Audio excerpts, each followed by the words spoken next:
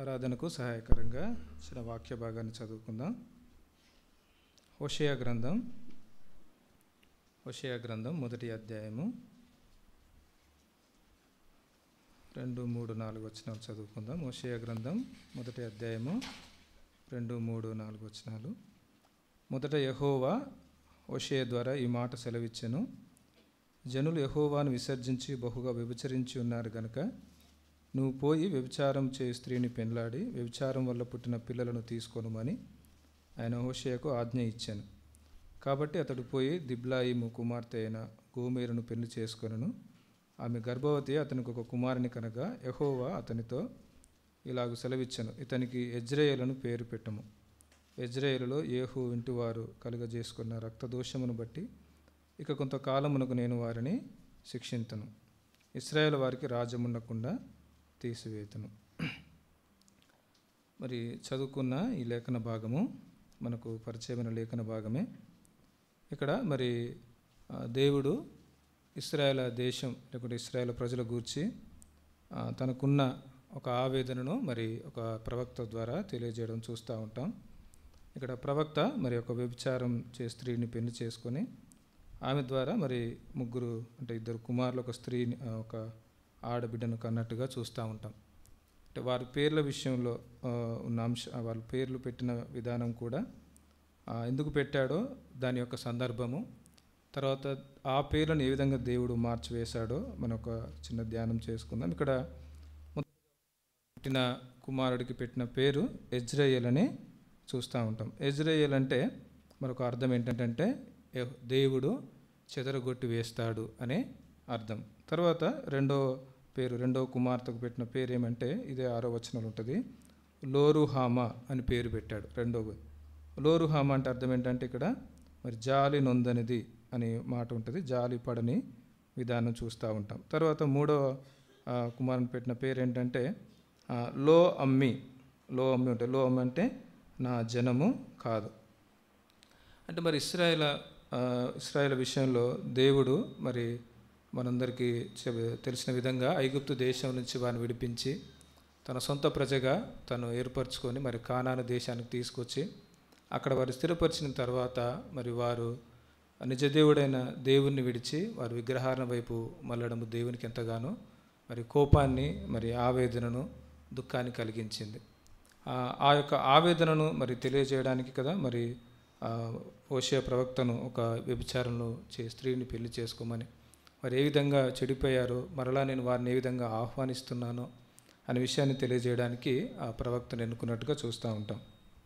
మరి ఇశ్రాయేలు ప్రజలు మరి అంత భయంకరంగా మరి దేవుడు విడిపించి ప్రేమించిన దేవుడు ఎందుకు మరలా వారిని చెదరగొట్టి వేస్తానని, అంటే వాళ్ళు పెట్టిన పేర్ల ప్రకారంగా చెదరగొట్టి వేస్తాను, వారికి అసలు జాలు చూపించను, మరి వారిని నా జనముగా నేను ఎంచుకొనను అని అంటున్నాడంటే నిజంగా అదొక తండ్రి ప్రేమలాగానే అనిపిస్తూ ఉంటుంది.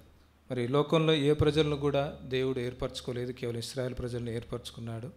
మరి అలాగ ఏర్పరచుకున్న ఆ ప్రజలు మరి తనను విడిచి వెళ్ళిపోవడము తనకు ఎంతగానో దుఃఖాన్ని కలిగిస్తూ ఉంటుంది. మరి నిజానికి ఇప్పుడు మనం మానవపరంగా చూసుకున్నా కూడా మరి మన ఇంట్లో అంటే మన పక్కింటి వాడు తప్పు చేసిన దానికంటే మన పిల్లోడు తప్పు చేసిన కంటే చాలా డిఫరెన్స్ ఉంటుంది. పక్కింటి వాడు తప్పు చేసిన తప్పు అయినప్పటికీ కూడా అంత కోపం ఉన్నా కానీ మరి తన సొంత కుమారుడు తప్పు చేసినప్పుడు ఆ కోపం ఇంకా విపరీతం అవటం, ఆ కోపంలో భాగంగానే మరి దేవుడు వారిని ఆ విధంగా శిక్షించడానికి ఒక సూచనగా ఆ మూడు పేర్లు పెట్టడం చూస్తూ ఉంటాం. నిజంగా మరి ప్రపంచ చరిత్ర మన చరిత్ర అంతా కూడా చూసినప్పటికి కూడా మరి ఇశ్రాయేలు ప్రజలు పొందినంత శ్రమలు, ఇశ్రాయేలు ప్రజలు చెదరగొట్టినంతగా మరి ఏ దేశం కూడా మరి చెదరగొట్టబడలేదు. ఇప్పటికి కూడా వారిపైన యుద్ధాలు జరుగుతూనే ఉన్నాయి. అంటే ఎందుకంటే దేవుడు వారిని అంతగా ప్రేమించాడు, కానీ వారు ఆయన వైపు తిరగడం లేదు.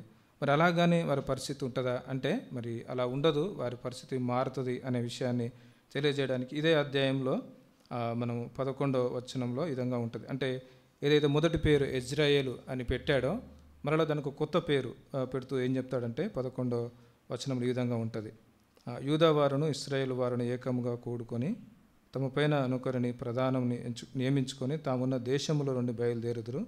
ఆ యెజ్రెయేలు దినము మహాప్రభావం గల దినముగా నుండును. అంటే మొదటగా పెట్టిన యెజ్రెయేలు దినం ఏంటంటే అది చెదరగొట్టి వేసే దినముగా, అంటే నన్ను విడిచి వారు వెళ్ళిపోయారు కాబట్టి వాళ్ళని చెదరగొట్టి వేస్తానన్నాడు. కానీ దేవుడు మరల వారి మీద కనికరపడి జాలిపడి ఇక్కడ మరల యెజ్రెయేలు మహాదినము, ఆ దినము ఏ విధంగా ఉంటుందంటే, యెజ్రెయేలుకు మరొక అర్థం కూడా ఏంటంటే దేవుడు విత్తుతాడు, మరలా స్థాపిస్తాడు అనే మాట కూడా ఆ పేరుకు అర్థం కనిపిస్తూ ఉంటుంది. అంటే తానే కోపగించుకున్నాడు, తానే వద్దనుకున్నాడు, కానీ మరలా తన ప్రజలందు జాలిపడి మరలా వాళ్ళని ఆహ్వానిస్తూ ఉన్నాడు. అదే రెండో పేరుగా మనం పెట్టుకున్న లోరుహామ, అంటే మరి జాలి నొందనిది, జాలి పడను అని చెప్పిన దేవుడు ఇదే ముందున్న 2వ అధ్యాయంలో మనం 23వ వచనంలో చూస్తాం. అక్కడ మళ్ళీ ఏం చెప్తారంటే, నేను దానిని భూమి యందు నా కొరకై విత్తుదును, జాలి నొందని దాని యందు నేను జాలి చేసుకుందును. అంటే తాను జాలిపడనని చెప్పాడు, తను చేర్చుకోనని చెప్పాడు, కానీ మరలా తను జాలి చేసుకుందునని చెప్తా ఉన్నాడు. అదే లో అమ్మి పదానికి కూడా మళ్ళీ నా జనము కాదని చెప్పిన పదానికి కూడా కింద నా జనము కాని వారితో మీరే నా జనమని నేను చెప్పగా వారు నీవే మా దేవుడవని అందరూ, ఇదే యెహోవా వాక్కు. కాబట్టి మన జీవితాల్లో కూడా వ్యక్తిగతంగా మనము ప్రభువును ఎరగని జీవితం నుంచి వచ్చిన వారమే. మనం ఎవరు కూడా ప్రభువుని ఎరగాలని, ప్రభువును తెలుసుకోవాలని మనము తాపత్రయపడిన వారం కాదు. కానీ దేవుడే మనల్ని వెతికి మరి రక్షించుకొని తన యొక్క సంఘములో చేర్చుకొని చెదరగొట్టబడిన మనల్ని సంఘములో స్థాపించాడు. మరి ఎవరు కూడా జాలిపడిన మన జీవితాన్ని దేవుడు జాలి కలిగి తన సంఘంలో చేర్చాడు. తర్వాత జనము కాని వారుగా, నిజానికి మన ప్రజలుగా ఉండని మనల్ని ఆయన ప్రజలుగా మనల్ని చేసుకున్నాడు. తర్వాత ఈ మధ్య ఒక వచనం నన్ను బాగా ఆకర్షించిన ఒక మాట ఏంటంటే, కీర్తనల గ్రంథంలో ఒక మాట ఉంటుంది. కీర్తనలో 146వ కీర్తనలో 146వ కీర్తన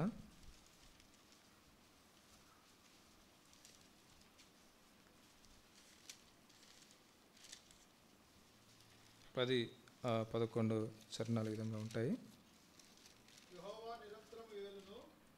146వ కీర్తన 147వ కీర్తన, క్షమించండి, 147వ కీర్తన 10వ వచనం 11వ వచనం.